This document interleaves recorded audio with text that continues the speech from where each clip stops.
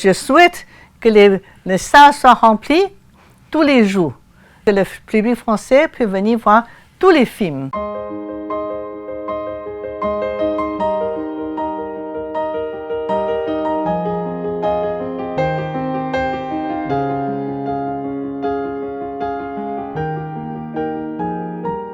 Bonjour, je suis Michel Soyer et j'ai le plaisir de vous recevoir dans ce nouveau numéro des Mandarins de l'économie et de la culture sur Mandarin TV.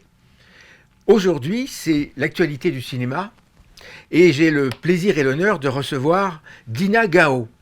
Dina Gao, en fait, elle naît à Shanghai d'un père industriel chinois et d'une mère anglaise, une famille d'artistes, et elle a fait éclore ses talents à Paris, comme peintre, comme calligraphe, comme musicienne, comme chorégraphe, présentatrice de spectacles.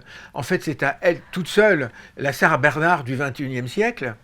Elle sait faire beaucoup de choses. Et elle a également donné beaucoup de conférences à l'École du Louvre, au Musée Guimet, au Musée des Arts de la Ville de Paris, au Musée Knoth-On, à la Maison de l'Asie et du Sud-Est, et j'en passe. Mais elle est rentrée, et c'est ce qui nous concerne beaucoup, dans le monde du cinéma, par une porte ô combien glamour.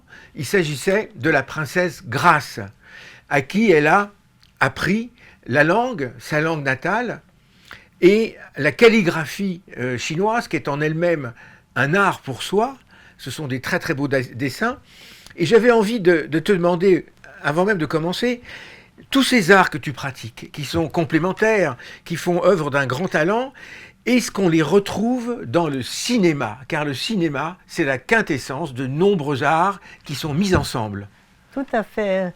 Nous disons le cinéma, c'est le 7e art. Donc, en effet, c'est le 7 art tout entier. Voilà, donc, c'est très, très complet. Voilà. Donc, ça me convient très bien. Ah oui. Je dois d'abord dire bonjour, cher Michel. Mais bonjour, bienvenue. Bonjour à tous. Bienvenue aux téléspectateurs. Alors effectivement, tu maîtrises et tu as une activité énorme depuis très longtemps. C'est pourquoi on t'a remis les palmes académiques et la médaille d'or de la ville de Paris. Félicitations. Mais ce monde du cinéma est un monde extrêmement complet. Et donc, tu as lancé il y a 16 ans, je crois que c'est la 16e année. Non, 21 ans. 21 ans, voilà, je rectifie, le Festival du cinéma chinois de Paris. Alors, explique-nous comment t'es venue cette idée chinoise, voilà, de nous faire partager à Paris les arts cinématographiques. Oui. Bon, comme tu dis que je suis née à Shanghai, et puis maintenant je suis à Paris, donc je suis parisienne de Shanghai. Et Paris, on va naître le cinéma. Hein. Donc avec les Frères Lumière, et cette année-là, nous allons fêter aussi le 130e anniversaire de naissance du cinéma. Hein. Et en Chine, c'est le 120e anniversaire de naissance du chinois. Et Shanghai aussi, à l'époque, on dit que c'est le Paris de l'Orient. Vous voyez, donc ça me convient très bien. Et donc à Shanghai, il y a une tradition hein, du cinéma. Hein.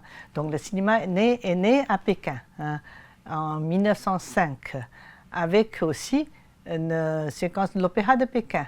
Voyez. Donc ça, c'est marqué la naissance du cinéma chinois. Après, donc le Shanghai, après le relais, après la Hong Kong aussi, etc. Vous voyez, donc c'est un peu partout, mais c'est quand même l'endroit le plus important, Pékin, Shanghai. Alors et justement, nous Français, on dit que nous avons inventé le cinématographe des Frères Lumière, car cette invention nous a été également un petit peu prise par les Américains qui ont fait Hollywood, oui. Ô combien important. Et donc les Frères Lumière ont démarré des petits films de 50 secondes, je crois, car on ne pouvait pas tourner plus, et envoyer des missi dominici aux quatre coins de la Terre pour faire des cartes postales visuelles et apprendre au peuple de la Terre, avec un S, ce qui se passait au bout du monde. Et notamment en Chine, donc quelque part, les premiers films chinois ont été des films français. Oui, tout à fait. Vous savez, à l'époque, le Frère Lumière projetait des films en français. Et, très peu de temps après, on a déjà projeté à Shanghai. Bon, et puis les Chinois, après la coproduction de films avec les étrangers, avec les Américains, etc. Bon, je ne vais pas lancer dans toute l'histoire de cinéma chinois. Sinon, c'est un sujet vraiment, on peut durer des heures, vous voyez. Mais c'est un sujet qui nous intéresse, car cette année, donc, nous célébrons, comme tu l'as dit, les 120 ans du cinéma chinois. Et je crois qu'il y a des grandes célébrations qui sont programmées à la rentrée en septembre, au pied de la Cité Interdite, avec une opération qui s'appelle 1-6-32, c'est-à-dire une célébration, 6 forums et 32 salons. Ça fait beaucoup, bon, la Chine est un grand pays, et tout ça pour célébrer l'histoire du cinéma en Chine et les liens que nous avons grâce à cet art cinématographique entre l'Orient et l'Occident. Alors tu disais Shanghai, c'était le Paris de l'Orient, j'ai envie de dire... L'artiste Ben disait « Nuit de Chine, nuit câline, nuit d'amour ». Donc c'est la Chine qu'on aime, qu'on continue d'aimer. Et donc est-ce que tu vas participer à cette manifestation à la rentrée et quel est l'impact de ton festival dans la célébration de ces 120 ans ? Oui, bien sûr. D'ailleurs, quand on a fêté 100 ans du cinéma chinois, je suis déjà allée en Chine pour participer à la célébration de 100 ans de naissance du cinéma chinois, mais cette année, bien sûr. Mais pour moi, c'est le plus important. J'ai partagé ma passion du cinéma avec les Parisiennes. Donc, nous avons ce festival de cinéma chinois de Paris. Alors, parlons-en. Voilà, de ton tout festival. À fait. Donc, ce sera la 16e édition, vous avez bien raison, parce que nous n'avons pas fait des réductions pendant la pandémie, etc. Voilà. Donc, on a créé ce festival en 2004. Donc, maintenant, nous sommes en 2025. Alors, donc, cette année-là, bien sûr, c'est pour célébration du 120e anniversaire du cinéma chinois. Donc, nous avons une programmation très, très riche de films à partir de 1927 jusqu'à 2025. Donc, bon, on ne va pas parler de films plus anciens, ce sont des films muets. Hein. Il y a un 1927. À l'époque, le film est déjà projeté en France. Donc, tous les cartons, c'est en français. Original, c'est en français. Et après, nous avons mis la traduction en chinois, c'est très, très mauvaise, la traduction. Alors, donc ça, c'est Xixiangji. En français, c'est La Rose de Poussoué. Hein. Et c'est basé sur un roman d'amour écrit au 8e siècle. Et après, à l'époque, bien au 13e siècle, était adapté déjà au théâtre. Donc après, dans la peinture, d'ailleurs, j'ai fait la peinture de cette série-là aussi. Après, donc, 1927, il y a le cinéma, et à l'époque, c'est muet, noir et blanc. Donc, nous allons faire un ciné-concert, voilà, pour ce film-là. Et l'autre film aussi, c'est un grand classique, 1934, joué par le grand star Ruan Lingyu. Hein. D'ailleurs, Ruan Lingyu était tourné un film en hommage à Ruan Lingyu, joué par Mackie Chan. C'est un grand classique qui a été restauré, et le film a été restauré, tous les deux films ont été restaurés par les archives de films de Chine. Et cette année-là, ils ont même projeté Berlin dans la section de films classiques. Donc ce film s'appelle La Divine. Donc vraiment, c'est un film, il faut venir voir en ciné-concert. Alors, comment est-ce que tu sélectionnes, donc, chaque année, les participants à ton festival ? Oui, le film, bon, c'était embarras de choix, hein. Mais j'aime bien donner un grand éventail. Hein. Le cinéma chinois est tellement riche, vous voyez, il a différents styles, différentes époques, différents sujets, vous voyez, donc j'ai essayé de faire... Bon, cette année-là, d'ailleurs, le thème principal, c'est la littérature et le cinéma. Donc tout à l'heure, j'ai parlé de celui Le Rose de Poussoué. Il est déjà une adaptation d'un grand classique du 8e siècle. Hein. Et nous avons, vous voyez, j'ai une programmation très très riche, si vous voulez regarder, si on peut regarder à l'écran, vous voyez. Donc ça c'est une grande partie. Hein. Et puis aussi, il y a un film aussi très intéressant, s'appelle Naissance d'un cinéma.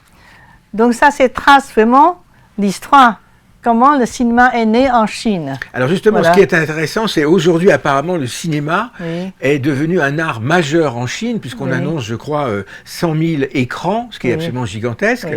Oui. J'imagine une production pléthorique Oui. de films, mais également, on sait que beaucoup de films chinois se tournent en France, Oui. et notamment à Montmartre. Ah Ils oui. adorent Montmartre. Tout à fait. Voilà, ils adorent Oui. ça. Et donc, il y a quand même une complémentarité. Alors, est-ce que tu peux nous expliquer ce regain d'intérêt très fort Oui. vers le cinéma en Chine? Oui, oh, les Chinois adorent les cinémas français. Hein. Quand j'étais petite à Shanghai, déjà pour Fanfan la Tulipe, etc.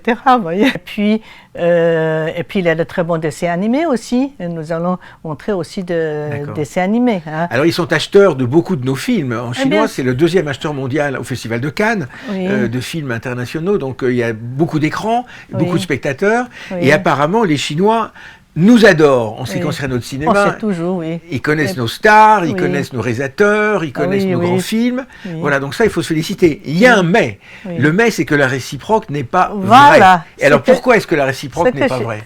Justement, je trouve qu'il y a un manque. Hein. En France, le cinéma chinois est très mal connu. C'est là que j'ai commencé pour créer le Festival de cinéma chinois de Paris, pour que les Français, les Parisiens, les Français puissent accéder à voir des films chinois. Bien sûr, au Festival de Cannes, on montrait quelques films chinois, mais c'est très peu, hein, par rapport à toute la production que vous parlez. Donc ça, c'est le plaisir de notre festival pour montrer un grand éventail du cinéma chinois aux Français.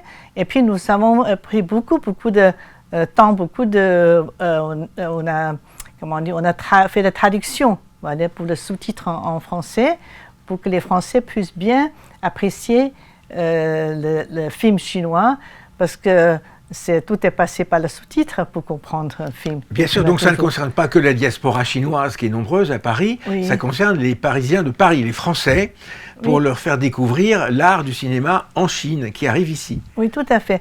Alors, mais non, c'est pas arrivé ici, c'est passé par notre festival pour arriver là. Sinon, aucun autre moyen. Très peu de films est en salle. Je suis très contente de voir depuis l'année dernière, bon, bien sûr, le film présenté au Festival de Cannes sera présenté en salle. Sinon, pratiquement, il n'y a pas d'autres films. Cette année-là, je suis très contente de voir, il y a des distributeurs qui ont distribué les autres films. Tu as de très bonnes salles à Paris dans lesquelles tu présentes ton festival. Bien sûr, nous avons l'ouverture, c'est au Balzac, et c'est un film flamboyant. C'est un film en costume. C'est adaptation d'un roman, un grand classique du XVIIIe siècle. Mm-hmm. Vous voyez, donc c'est un très très beau film. Et non seulement vous allez projeter au Balzac pour l'ouverture le 26 mai, après à partir du 27 mai, il sera au 7 Panassien. Et puis vous pouvez voir ce film-là aussi, beaucoup d'autres films. Et puis la deuxième semaine, ce sera au Pâté Les Fauvettes, dans le 13e arrondissement. Donc, et puis aussi, je dois mentionner un réalisateur qui s'appelle Wang Chao. Je crois que les Français connaissent bien, parce qu'il a été lauréat du Festival de Cannes pour Un certain regard, le meilleur film, La voiture de luxe. Bon, il a quelques années déjà. Donc, il vient très souvent en France aussi. Et c'est un réalisateur qui est très apprécié par les spectacles français. Et donc, voilà. Alors, le cinéma, c'est, comme tu dis oui. très bien, c'est des célébrités, oui. Des gens qui sont sur l'affiche. Alors, si les Chinois vont connaître nos grands noms oui. Du cinéma français, qu'est-ce que tu arrives à déplacer et faire venir à Paris comme gens importants et comme célébrités pour faire partager cette notoriété et cet intérêt? On a reçu à Mandarin TV il y a peu de temps Jean-Jacques Hano, oui, qui a un grand succès, comme chacun sait, en Chine. Oui. Il était d'ailleurs lors de ton festival à la mairie de Paris, je me souviens. Non, c'était notre parrain du festival. C'était votre parrain, en voilà. 2009. Très bien. D'ailleurs, c'est quelqu'un de notre festival qui a donné le roman, le Totem du Lourd, à M. Jean-Jacques Hano. Oui. Vous le connaissez très bien, oui. Et alors, quelles sont les stars chinoises qui vont venir là et qui vont... Oui, beaucoup cette année-là. C'est-à-dire, alors qu'est-ce que tu as comme personnalité? Donc, tout à l'heure, j'ai mentionné M. Wang Chao. Donc, son nouveau film va projeter le 27 mai au 7 Panassien en sa présence. Et pour le 26, il y a la réalisatrice qui s'appelle Hu Mei. C'est une grande réalisatrice qui a réalisé tous les grands films historiques, des films épiques, de l'Empereur, etc. Voyez. Et aussi le Confucius, qu'on avait projeté à notre festival aussi il y a quelques années. Donc c'est une très grande réalisatrice à sa présence. Et avec l'actrice principale, Lin Peng. Lin Peng, c'est une actrice fétiche de Jackie Chan. Voyez, donc elle est très belle. Elle vient aussi personnellement pour présenter son film. Alors nous, en France, on connaît évidemment Jackie Chan, qui a tourné notamment au Château de Chantilly il y a quelques années. On connaît également Gong Li, qui a monté les marches du Festival de Cannes, mais on ne connaît pas trop. Voilà. Et là, donc, qu'est-ce que ton festival peut faire pour faire connaître ces nouveaux talents chinois qui apparemment sont nombreux et sont de haut niveau? L'année dernière, à Cannes, on a eu donc le pianiste Lang Lang. Bon, c'est pas le monde du cinéma, c'est le monde de la musique classique, mais il a fait un tabac, il a fait un gros succès parce qu'il est très connu et très porteur de certaines jeunesses talentueuses. Alors, qu'est-ce qu'on a comme jeunesse talentueuse dans le cinéma chinois qui pourrait venir à Paris? Oui, justement, c'est le rôle de notre festival. Donc, nous avons le site. Tout à l'heure, j'espère que vous pouvez montrer le site. Donc, tout à l'heure, j'ai vu, nous avons 3 cinémas. Et vous rentrez dans le site. Comme ça, vous pouvez venir, parce que c'est pour public. Vous pouvez acheter des billets. Vous pouvez réserver en ligne aussi. Sinon, il y a des films, vous pouvez venir directement au cinéma. Donc, je souhaite que les salles soient remplies tous les jours, que le public français puisse venir voir tous les films. Comme ça, vous pouvez avoir un aperçu plus complet sur le cinéma chinois. Et puis, nous avons aussi des réalisatrices, Liu Miao Miao, qui va venir aussi. Il y a Ning Jingwu. Ning Jingwu, son film aussi obtenu le prix au Festival de Berlin, mais vraiment pas très connu en France. Et puis aussi, il y a Tai Wei, une réalisatrice, qui va présenter son dernier film sur l'opéra de Yuezhu, qui est très joli. Donc, c'est vraiment, je crois que le spectateur, si vous venez voir nos films, nous allons passer un très très bon moment. Ah oui, il y a un film que je mentionnais aussi, c'est qui s'appelle Pas sincère s'abstenir. Donc, le réalisateur, c'est un des plus grands réalisateurs pour le film comique. Elle s'appelle Feng Xiaogang. Et l'acteur principal, Ge You, qui était l'acteur du Festival de Cannes en 1996. Et Shu Qi, elle était une actrice aussi. Plusieurs fois, le film était sélectionné au Festival de Cannes. Elle était elle-même membre de jury du Festival de Cannes. Et c'est une comédie, vraiment, vous allez rire de début jusqu'à la fin. Mais vous voyez, personne ne connaissait. Sauf notre festival. Nous avons projeté plusieurs fois depuis 2009 ce film-là. Donc chaque fois, le public est vraiment très, très content. Il dit qu'il a vraiment passé un très bon moment. Mais justement, le problème, c'est qu'il n'y a pas de distributeur. Alors voilà, parce que le Festival de Cannes me paraît bien dans son rôle de valoriser des gens peu connus de l'international, des talents, et de remettre des récompenses et des palmes à des gens, des découvertes.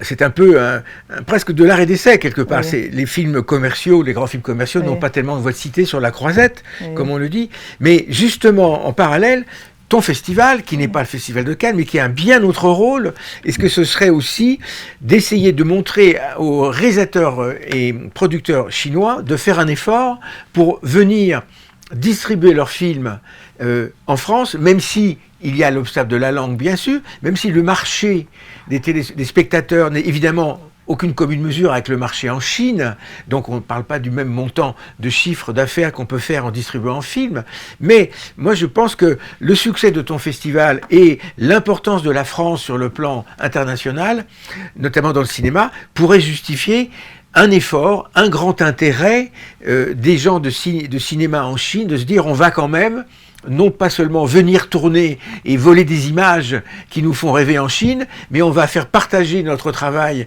aux cinéphiles français et on va distribuer. Et ça, est-ce que c'est pas ça que tu pourrais faire? Bien sûr, tous les réalisateurs, les acteurs, ils adorent le film soit distribué en Chine, en France. Vous voyez, c'est pourquoi ils sont tous venir à notre festival. C'est qu'il peut avoir un échange avec le public directement, vous voyez. Et puis bien sûr avec les professionnels français aussi. Mais ça, c'est le rôle de distributeur. C'est pas le rôle de réalisateur. Alors, qu'est-ce qu'ils font, les distributeurs, là? Alors, il faut les demander aux distributeurs. Qu'est-ce qui se passe, là? Ils ne veulent pas distribuer les films chinois? Oui, parce que pour distribuer un film chinois, il faut avoir le public.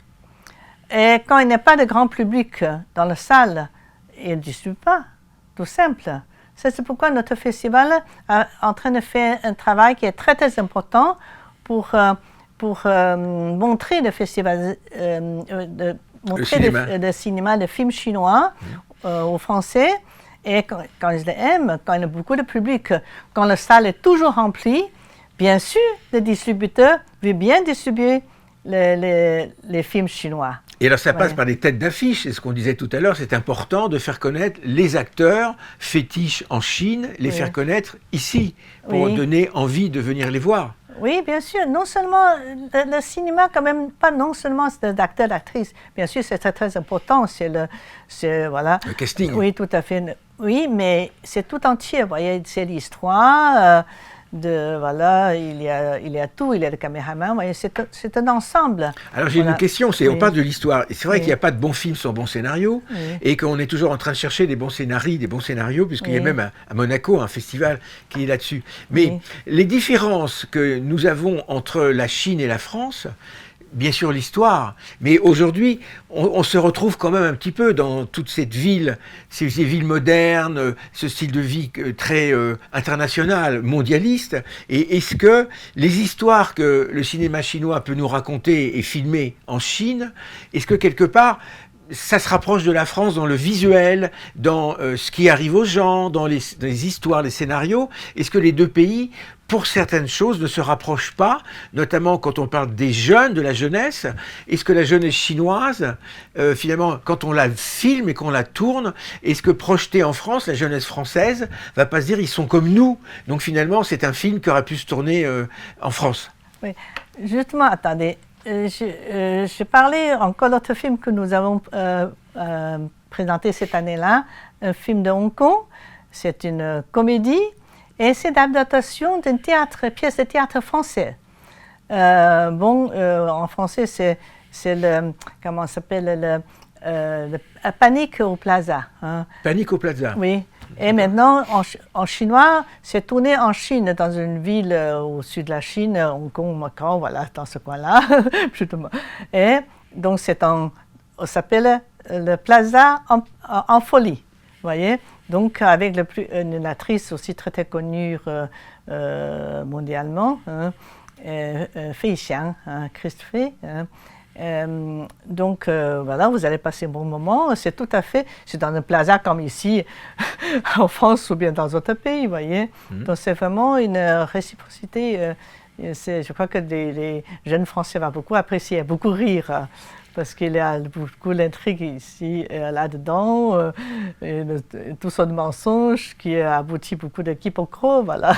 Alors on est un peu dans une émission d'économie aussi, et qu'est-ce qu'il y a dans les termes de coproduction, de collaboration pour créer des films? Est-ce qu'il y a effectivement une véritable désaccord? J'ai vu qu'il y avait des accords de coproduction étatiques en 2010. Oui. Est-ce que ça fonctionne? Et est-ce qu'il y a des fonds chinois qui vont aider des films français? Et réciproquement, quelles sont les collaborations cinématographiques entre les deux pays? Oui. D'ailleurs, je suis très content que tu aies mentionné l'accord de coproduction. D'ailleurs, notre festival, moi-même, j'ai participé à élaborer cet accord. D'accord. Donc, alors, est-ce que ça fonctionne?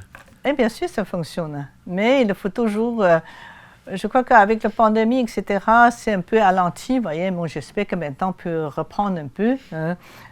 Donc je crois que la coproduction franco-chinoise c'est très importante. Hein. Et puis, je crois qu'il y a, oui, il y a le film, on peut vraiment faire de très bonnes coproductions. D'ailleurs, le premier film s'appelle Le Promenade d'oiseaux, hein, Philippe Muel, aussi c'est le parrain de notre festival.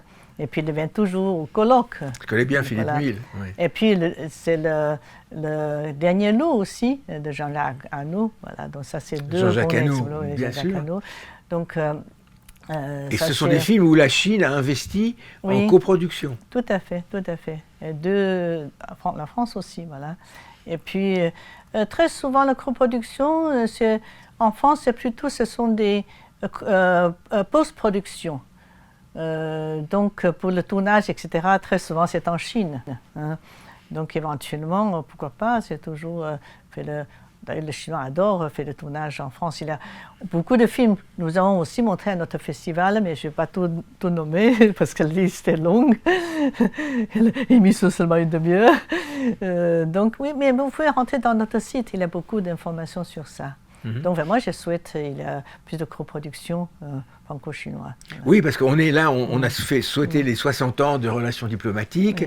Il y a évidemment un affect, une affection réciproque, on peut dire, entre les deux nations, les deux pays. Et sur le plan de la culture, de l'histoire, on s'en félicite, on s'en réjouit. C'est l'occasion d'utiliser cette technique très moderne du cinéma, qui aujourd'hui utilise des moyens de production beaucoup plus légers, beaucoup plus faciles. Alors nous, en France, on est très syndiqués dans le cinéma. Un tournage coûte toujours beaucoup d'argent. Peut-être qu'en Chine, ce sera plus facile et moins coûteux, je ne sais pas, je ne suis pas sûr. Rien n'est plus facile. Rien n'est plus facile. C'est très difficile. Ça, c'est pourquoi j'ai beaucoup de respect pour le cinéaste, pour le réalisateur, parce que c'est pas facile. Et aussi, chapeau pour le producteur, parce que parfois il prend le risque, voilà, financièrement. Hein. Donc, le producteur, il est dans son rôle de prendre un risque. Hein. Mais c'est vrai qu'un réalisateur, c'est comme un auteur, c'est une œuvre intellectuelle qu'on doit assumer de toute sa personne. Alors on voit souvent dans les rues de Paris des tournages, il y en a beaucoup, je crois qu'il y a 900 tournages par an à Paris, c'est absolument énorme. Et effectivement, voilà, on souhaiterait peut-être que la Chine participe le plus possible à nos coproductions, car on cherche toujours de l'argent dans le cinéma, parce qu'on n'est jamais sûr du résultat, même si on a coché toutes les cases. Il y a toujours une prise de risque qui est une vie passionnée et passionnante, mais effectivement, de temps en temps, il y a des hauts et des bas. Donc c'est le yo-yo, ou peut-être le yin et le yang, je ne sais pas, mais peut-être les Chinois pourraient, effectivement, avec une plus grande solidité, puisque la France est un pays qui traverse aussi des difficultés, eh bien, nous aider à continuer à avoir une production cinématographique vraiment importante et qui devienne internationale des deux côtés, puisqu'il y a un marché mondial et c'est vrai que la Chine doit rester acheteur de toute cette histoire occidentale qui, quelque part, plaît à toute cette jeunesse, j'ai l'impression, non ? Bien sûr, bien sûr, tu as bien raison. Hein, ça, c'est très bonne coproduction. Je crois que c'est gagnant-gagnant. C'est gagnant-gagnant, c'est win-win. Hein, voilà. Et donc, alors, on souhaite que beaucoup de Français viennent voir ton festival. Ça, c'est l'essentiel. Si les Français veulent voir du cinéma chinois, si on peut avoir des distributeurs qui s'intéressent à distribuer en salle les films chinois. On lance l'appel à la distribution. Tout à fait, il faut absolument voir tous nos films, parce que déjà, nous avons fait un très bon choix. La programmation, c'est flamboyant. Voilà. Eh bien, merci beaucoup, Dina. Puis, attendez, je vais encore ajouter. Et puis, cette année-là aussi, nous avons aussi de films comme VR. L'expérience, ça sera au Centre culturel de Chine. Ah, au Centre culturel, très bien. Au Centre culturel aussi, nous avons quelques projections là-bas. Parfait. Eh bien, écoute, on donne rendez-vous aux téléspectateurs. Merci mille fois, Dina Gao. Et je te dis à bientôt sur nos écrans. Merci, Michel.